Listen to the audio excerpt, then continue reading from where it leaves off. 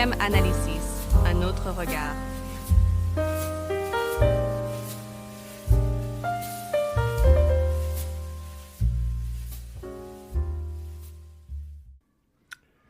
L'amour n'est-il qu'une forme de naïveté ? L'amour n'est-il qu'un enfantillage ? N'est-il qu'une forme de bêtise humaine ou d'illusion ? Ça sera le thème de notre émission d'aujourd'hui, de JM Analysis. Et nous allons nous intéresser aujourd'hui à une lettre d'amour qui a été retrouvée dans une tombe en Corée, une tombe du XVIe siècle. Mais avant de vous parler de cette lettre, j'aimerais évoquer la mise en garde de Platon. En effet, beaucoup d'entre nous, beaucoup d'entre vous, nous moquons l'amour un petit peu avec les mots de Lucrèce, en pensant que l'amoureux est souvent le sujet à d'immenses illusions. Et peut-être que l'amour, ce qu'on appelle le sentiment amoureux, n'est peut-être qu'une immense illusion. Or, Platon nous met en garde contre cette dépréciation de l'amour, contre ce mépris de l'amour que nous avons tous. Il est important, dit Platon, de réévaluer l'amour, et pour le faire, eh bien, il va écrire un ouvrage très célèbre qui s'intitule « Le banquet ». Et dans cet ouvrage « Le banquet », Platon nous dit que les Grecs ont malheureusement très peu d'intérêt pour un dieu qui s'appelle Eros. Eros en grec qui signifie l'amour, c'est donc le dieu de l'amour. Et Platon a décidé, par l'intermédiaire de son héros qui est Socrate, de magnifier l'amour, de faire l'éloge de l'amour, si vous voulez. Et c'est le thème du banquet, puisqu'il s'agit de sauver l'amour du mépris habituel. Ce dieu Eros est en effet un dieu fondamental pour les Grecs, mais un dieu, dit Platon, qui est trop peu célébré. Alors, que va-t-il faire ? Il va imaginer un banquet où chaque convive va se lever et va prononcer en quelque sorte l'éloge de l'amour. Alors dans ce banquet, nous trouvons bien sûr le philosophe Socrate, qui va faire l'éloge de l'amour, d'Eros, mais nous trouvons également le poète Aristophane, qui va nous parler du mythe, et d'un mythe célèbre, puisqu'il s'agit du mythe des androgynes. En effet, pour Aristophane, au départ, nous n'étions pas humains, nous étions formés d'un être étrange qui était la réunion, si vous voulez, de deux hommes, ou d'un homme et d'une femme. Donc un être qui possédait 4 bras, qui possédait 4 jambes, qui possédait 2 sexes, qui avait une forme circulaire qui ressemblait à une petite boule et qui faisait la roue d'ailleurs pour se déplacer, dit le poète Aristophane. Et ces êtres qui étaient fort puissants, puisqu'ils étaient 2 fois plus puissants que les humains, ont décidé d'attaquer les dieux, et pour les punir, eh bien, Zeus a séparé ces êtres, les androgynes, et notre condition, justement, c'est la séparation. Et c'est le fait de vouloir retrouver la moitié, notre moitié, c'est là le sens de notre vie, puisque pour Aristophane, nous allons le voir, il s'agit de retrouver la partie qui nous est complémentaire et qui donnera à notre existence, enfin, un sens. Alors je vous propose d'écouter ce fameux mythe des androgynes raconté par Aristophane dans sa croustillante langue grecque. L'amour est naturel à l'homme. Il nous ramène à notre état d'origine et, en réunissant 2 êtres en un, rétablit une forme de perfection perdue. Chacun de nous n'est qu'une moitié, séparée de son tout, comme on divise une seule. Ces moitiés cherchent sans cesse à se retrouver. Les hommes issus de l'être androgyne, qui mêlaient les 2 sexes, aiment les femmes. C'est souvent le cas des adultères. De même, les femmes issues de cet androgyne aiment les hommes. En revanche, les femmes provenant d'un sexe exclusivement féminin préfèrent les femmes. Quant aux hommes issus d'un sexe purement masculin, ils recherchent d'autres hommes. Ces hommes, dans leur jeunesse, aiment leurs semblables. Ce n'est pas un manque de pudeur, mais une grandeur d'âme et une virilité naturelle. Plus tard, ils servent souvent mieux la société que les autres. À l'âge mûr, Ils aiment à leur tour les jeunes hommes, évitant le mariage, sauf pour obéir à la loi, et préférant vivre célibataires avec leurs amis.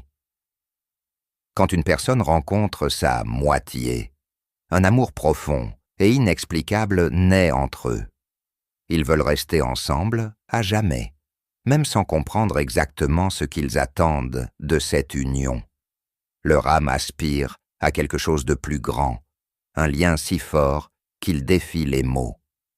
Si Vulcain leur apparaissait et leur demandait « Voulez-vous être si unis que vous ne soyez jamais séparés, ni jour, ni nuit ?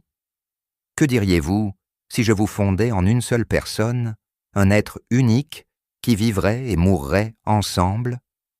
Tous accepteraient, reconnaissant enfin ce qu'ils ont toujours désiré, ne plus former qu'un seul être avec leur moitié perdue. C'est parce qu'autrefois, notre nature était entière, parfaite, un tout. Aristophane, discours sur l'amour prononcé dans le banquet de Platon.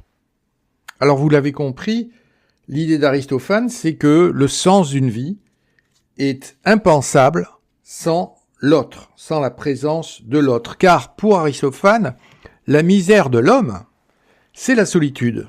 Et ici, je vous renvoie à notre émission que nous avions réalisée sur Schopenhauer, puisque la solitude, comme le pense Aristophane, n'est pas une force. Dans l'émission sur Schopenhauer, nous avions vu que le philosophe allemand, lui, pensait la solitude comme une force, alors qu'Aristophane identifie la solitude à une forme de misère, on pourrait dire une calamité. Et l'idée, c'est que tu as beau chercher dès le matin le sens de ta propre existence, pour Aristophane, tu ne trouveras pas ce sens en tout cas, ou tu ne le trouveras que dans l'amour pour un autre. C'est-à-dire que la meilleure volonté du monde ne comblera pas quand même le vide qui naît de l'absence de l'autre, de l'absence d'un visage ou de l'absence d'une caresse, tout simplement. Et c'est la raison pour laquelle l'amour est le mot qui résume en quelque sorte l'humanité. Avant d'être un être pensant, l'homme est un être aimant. Et c'est cette intuition d'ailleurs qui fut celle de Victor Hugo. L'homme, disait Victor Hugo, se réalise dans l'amour beaucoup plus que dans la pensée. Alors cette très belle idée d'Aristophane, du mythe des androgynes, du désir de l'autre, elle est au fondement de notre nature. Et nous allons illustrer cette idée aujourd'hui de façon originale avec une lettre qui n'est pas du tout grecque, qui n'est pas française non plus, mais qui est une lettre coréenne. C'est une lettre d'amour. Car si l'amour est l'essence de l'homme, cela signifie que quelle que soit l'époque, quel que soit le pays, nous sommes tous touchés par les manifestations de l'amour que nous considérons comme des effets de notre humanité. De notre humanité d'ailleurs la plus profonde. Ce qui fait que malgré l'éloignement historique ou géographique, la lettre d'amour conserve une inévitable jeunesse, car elle est la preuve de notre humanité. Alors j'aimerais aujourd'hui évoquer cette lettre qui a été trouvée, je vous l'ai dit, dans une tombe coréenne, une tombe qui date du XVIe siècle.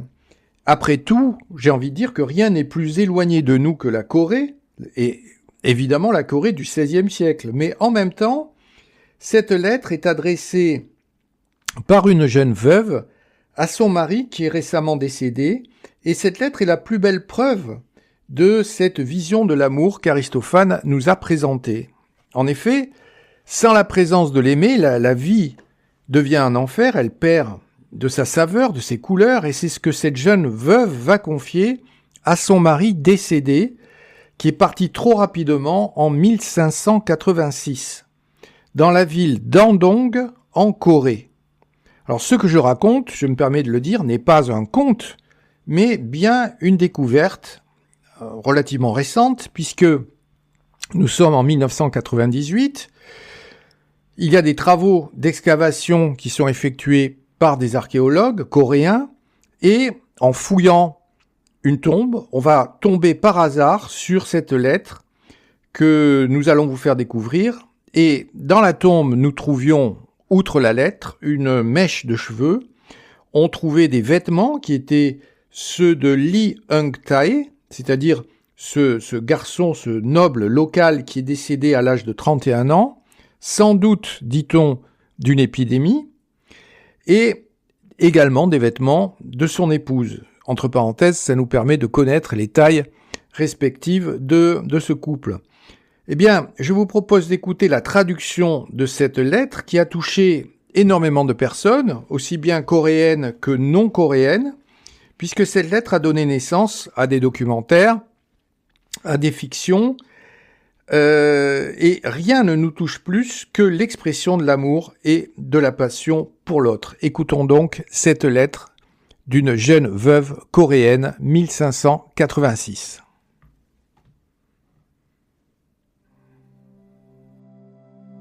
Année Byong-sul, 1586, 6e mois, 1er jour, depuis la maison, au père de Won. Tu m'avais toujours dit, nous resterons ensemble jusqu'à ce que nos cheveux deviennent gris, puis nous mourrons ensemble. Alors, comment as-tu pu partir sans moi? Vers qui devrais-je me tourner avec notre enfant? Comment devrions-nous vivre? Comment as-tu pu nous laisser tous derrière et partir seuls? Qu'éprouvais-tu pour moi et qu'éprouvais-je pour toi? Chaque fois que nous étions ensemble, je te demandais, mon cher, d'autres personnes s'aiment-elles et se chérissent-elles comme nous? Sont-elles comme nous? Comment as-tu pu oublier mes paroles et m'abandonner? Je ne peux pas vivre sans toi. Je veux venir te rejoindre rapidement, alors s'il te plaît, emmène-moi avec toi. Je ne peux oublier les sentiments que j'avais pour toi dans cette vie. Il n'y a pas de limite à ma tristesse. Je ne sais pas si je peux continuer à vivre. Que faire de ces sentiments tout en élevant un enfant qui pleure son père? Je t'en prie, lis cette lettre, puis viens me voir en rêve et réponds-moi en détail. J'ai écrit cette lettre car je veux entendre ta réponse précise dans mes rêves. Lis-la attentivement et dis-moi tout. Tu m'avais dit qu'après la naissance de notre enfant, tu aurais quelque chose à voir et à dire. Et maintenant, tu es parti ainsi. Quand l'enfant que je porte naîtra, qui pourra-t-il appeler père? Est-ce que quelqu'un peut comprendre ce que je ressens? Existe-t-il une tragédie semblable sous le ciel? Toi, tu es ailleurs, mais ressens-tu vraiment le même chagrin que moi? Il y a tant de choses que je voudrais encore te dire, mais je ne peux qu'en tracer les grandes lignes ici. Lis cette lettre attentivement et viens me parler en rêve. Je crois que je pourrais te revoir. Viens secrètement et montre-toi à moi. Alors bien sûr, les contempteurs et les accusateurs de l'amour ne vont pas se laisser abattre, je l'imagine. Ils vont dénoncer les souffrances qui sont causées par l'amour. En effet, l'absence d'amour peut créer de l'ennui, mais la présence de l'amour peut produire des ennuis, c'est-à-dire des tracas, des douleurs, et cela, eh bien, nous le savons tous. Mais visiblement, ce que l'on doit retenir de cette lettre, ce n'est pas simplement, bien sûr, l'immense souffrance de cette femme, mais surtout cette force qui permet de lutter contre l'anéantissement.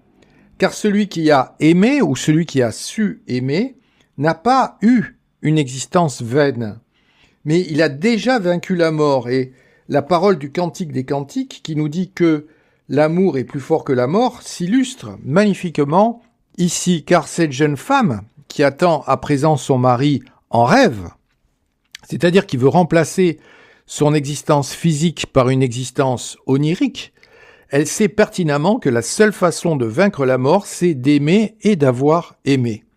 Alors si vous voulez en savoir plus sur l'amour, puisque nous sommes avec JM Analysis dans des émissions de culture générale, eh bien, je vous propose non seulement la lecture de cette lettre, de la découverte d'ailleurs du mythe d'Aristophane, mais également deux œuvres qui éclairent avec une belle acuité cette notion d'amour.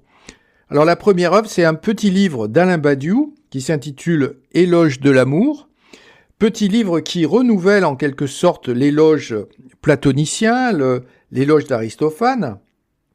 Mais pour Badiou, l'amour, c'est l'acceptation d'une vision nouvelle.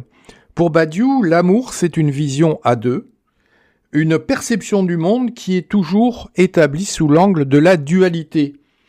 Car ce qui manque à cette jeune veuve, ce n'est pas seulement la présence physique de son mari, mais aussi cette vision à deux, cette appréhension du monde qui change le monde lui-même et qui le transpose dans un double regard. La seconde œuvre, qui est intéressante, remarquable d'ailleurs sur l'amour, c'est un film d'anticipation de Steven Spielberg qui s'intitule AI, c'est-à-dire AI, Artificial Intelligence en anglais. Et dans ce film, réalisé il y a pas mal de temps, puisque, laissez-moi compter, il a été réalisé il y a 24 ans, eh bien, dans ce film, Spielberg nous montre une humanité qui a disparu, et ce qui reste, ce qui subsiste, c'est un petit robot, un androïde, qui s'appelle David, et qui est devenu humain à force d'aimer sa mère. Eh bien, on peut supposer, nous aussi, que lorsque l'humanité aura disparu, ce qui risque d'arriver assez vite, grâce aux efforts incessants des groupes industriels et du capitalisme planétaire, eh bien, on peut imaginer que cette lettre coréenne subsistera comme preuve de notre humanité passée.